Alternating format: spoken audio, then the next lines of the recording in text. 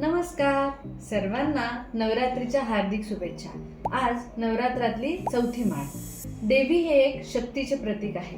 विष्णूची भक्ती करतात त्यांना वैष्णव असे म्हणतात, जे शिवाची भक्ती करतात त्यांना शैव असे म्हणतात आणि जे देवीची भक्ती करतात त्यांना शाक्त असे संबोधले जाते। तर शाक्त म्हणजे शक्ती।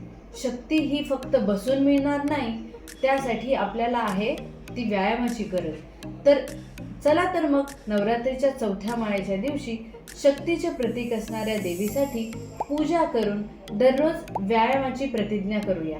यामध्ये FAR, F म्हणजे फ्लेक्झिबिलिटी ज्यात योगासनं, A म्हणजे एरोबिक्स ज्यात धावणे किंवा रनिंग, R म्हणजे रेजिस्टन्स या म्हणजे जिम यांचा समावेश होतो।